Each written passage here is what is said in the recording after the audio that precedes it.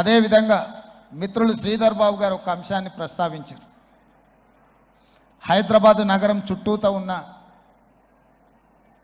ఈ lake protection, ఈ చెరువుల యొక్క సంరక్షణ, ఈ చెరువులు మన జీవనాధారం, మన సంస్కృతి.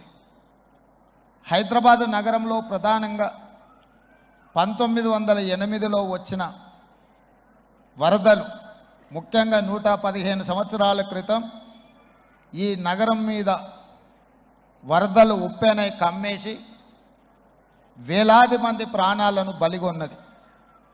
ఆనాటి పాలకుడు నిజాం సర్కార్ చెల్లించిపోయి వేలాది మంది ప్రాణాలు కోల్పోవడానికి కారణమైన ఈ వరదల్ని నియంత్రించాలి అని అంటే ఏమి చేయాలి అని ప్రపంచంలో ఉండే గొప్ప వ్యక్తులందరినీ సంప్రదించి మోక్షగుండం విశ్వేశ్వరయ్య గారిని, ప్రపంచానికే ఒక ఆర్కిటెక్ట్ అయిన మోక్షగుండం విశ్వేశ్వరయ్య గారిని నియమించడం జరిగింది.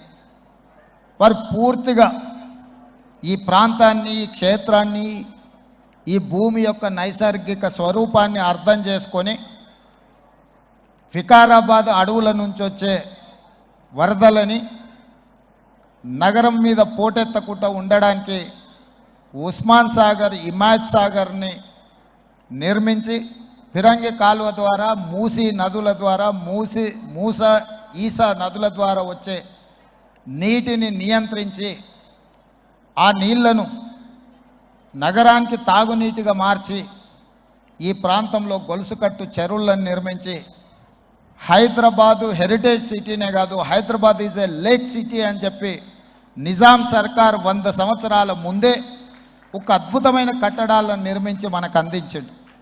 వారి వారసత్వంగా వచ్చిన ఈ కట్టడాలు మొన్న జరిగిన ఎండాకాలంలో తాగునీటి సమస్య వచ్చే కృష్ణా, గోదావరి ఎండిపోతే హైదరాబాదు నగరానికి దాహార్తి తీసింది గండిపేట, అంటే ఉస్మాన్ సాగర్, హిమాయత్ సాగర్ నుంచి ఈ నగరానికి తాగునీటిని వాడుకున్నామన్న సంగతి రాష్ట్ర ముఖ్యమంత్రి నేను చెప్పదలుచుకున్నా. ఈ ప్రజలకు, కోట్లాది మంది దాహార్తిని తీర్చే ఈ యొక్క చెరువులను శ్రీమంతులుగా, గొప్ప వ్యక్తులుగా ఉన్న వాళ్ళు వాటి పక్కనే ఫామ్ హౌజుల పేరు మీద నిర్మించుకొని వాళ్ళ డ్రైనేజ్ కాలువలు తీసుకెళ్ళి గండిపేటలో కలిపినారు. నేను ఇక్కడ వేదిక మీద ఉన్న పెద్దలతో పాటు ఇక్కడ వచ్చిన భక్తులను నేను ఒకటే మాట అడగదలుచుకున్నా. ఇవాళ వాళ్ళ విలాసవంతమైన జీవితం కోసం నిర్మించుకున్న ఫామ్ హౌజుల నుంచి వచ్చే డ్రైనేజ్ గండిపేటలో హిమాయత్ సాగర్ తాగునీటిలో కలిపితే ఆ నీళ్లు హైదరాబాదు నగరానికి తాగడానికి సరఫరా చేస్తుంటే వాళ్ళు నిర్మించిన అక్రమ నిర్మాణాలను వదిలేస్తే ఇక నేను ప్రజాప్రతినిధిగా విఫలమైనట్ట కాదా మీరు ఒక్కసారి ఆలోచన చేయండి. అందుకే ఒత్తిడి వచ్చినా, మిత్రులకు ఫామ్ హౌజులు ఉన్నా ఏవి వదలకుండా హైడ్రా అనే ఒక సంస్థను ఏర్పాటు చేసి తెలియకుంటేనే ప్రజాప్రతినిధులం కొన్ని మన దినచర్యల్లో భాగంగా కొన్ని తప్పిదాలు చేస్తుంటాం. తప్పులు తెలవకుంటేనే కొన్ని తప్పులు జరిగిపోతుంటాయి. మరి ఆ ఖాతాను సవరించుకోవడానికి, ఆ బ్యాలెన్స్ షీట్ను సవరించుకోవడానికి తెలిసి కొన్ని మంచి పనులు చేయాలని నేను ప్రగాఢంగా విశ్వసిస్తున్నా, నమ్ముతున్నా. ఆ తెలిసి చెయ్యాలనుకుంటున్న మంచి పనులో భాగము ఈ చెరువులను చెరబట్టిన వాళ్ళ నుంచి విముక్తి కలిగించాలన్న ఏకైక లక్ష్యంతోనే ఈరోజు చెరువులను ఆక్రమించుకున్న వాళ్ళను ఎవరిని వదలకుండా ఉక్కు పాదంతో అణిచివేయాలన్న ఆలోచన, అందులో నిర్మాణాలను ఏ ఒత్తిడి వచ్చినా వెనక్కి తక్కకుండా తొలగించాలన్న ఆలోచనతోనే ఈరోజు ఈ చెరువులలో ఉన్న అక్రమ కట్టడాలను కూలగొడుతున్నాము.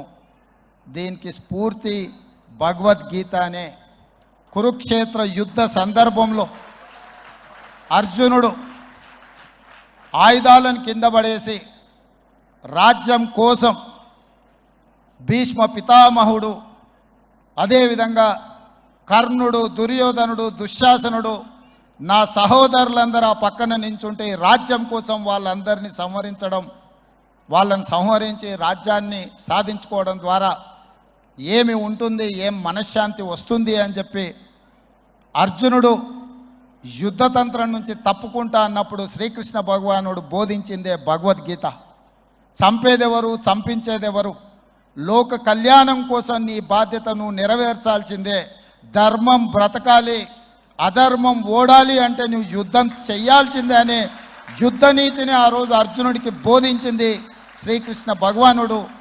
ఇవాళ ఆ శ్రీకృష్ణ భగవానుడి బోధనానుసారమే ఈరోజు ఈ చెరువులను కాపాడే కార్యక్రమాన్ని నేను తీసుకుంటున్నా. నాకు తెలుసు ఈ చెరువులలో నిర్మాణమైన విలాసవంతమైన ఫామ్ హౌజులు ప్రభుత్వాన్ని ప్రభావితం చేయగలిగిన స్థానాలలో ఉన్న చాలామంది వ్యక్తులు ఉన్నారు. ప్రత్యక్షంగా ప్రభుత్వంలో భాగస్వాములు అయి ఉండొచ్చు, లేకపోతే ఈ సమాజం మీద బాగా ప్రభావితం చేయగలిగిన వ్యక్తులు ఉండొచ్చు. కానీ వాటన్నిటినీ నేను పట్టించుకోదలుచుకోలే. ఇది భవిష్యత్ తరాలకు, ఇది రాజకీయాలకు సంబంధం లేదు. నేను స్పష్టంగా చెప్పదలుచుకున్నా. రాజకీయాల కోసమో లేకపోతే రాజకీయ నాయకులను కొంతమందిని దృష్టిలో పెట్టుకొని చేపడుతున్న కార్యక్రమం కాదు ఇది. భవిష్యత్ తరాలకు, మన పిల్లలకు, వాళ్ళ పిల్లలకు వారసత్వంగా మనం అందించే సంపద ఈ సరస్సులు, ఈ నదులు, లేకపోతే ఈ రోజున్న ఈ చెరువులు. ఈ ప్రకృతి సంపదను మనం విధ్వంసం చేస్తే ప్రకృతి మన మీద కక్ష కడుతుంది. ప్రకృతి మన మీద ప్రకోపిస్తే మనం చెన్నైలో చూసినాం, అదేవిధంగా ఉత్తరాఖండ్లో చూసినాం, నిన్నగాక మొన్న వాయనాడు మనం కేరళలో చూసినాం. ఈరోజు ఇలాంటివన్నిటిని దృష్టిలో పెట్టుకున్నప్పుడు ఈ హైదరాబాదు నగరాన్ని రక్షించుకోవాల్సిన బాధ్యత మన అందరి మీద ఉన్నది. ఇది ఒక సుందరమైన నగరం. ఈ నగరానికి ఈ చెరువులే ఒక అందం. ఈ చెరువులను కాపాడే బాధ్యత ఈ ప్రభుత్వం తీసుకుంటుంది. ఎవరు ఏమనుకున్నా, ఎవరు ఏ ఒత్తిడి తెచ్చినా వాటన్నిటిని పక్కన పెట్టి చెరువులను ఆక్రమించుకున్న వాళ్ళ భరతం పడుతుంది ఈ ప్రభుత్వం అని చెప్పి నేను ఈ సందర్భంగా తెలియదలుచుకున్నా.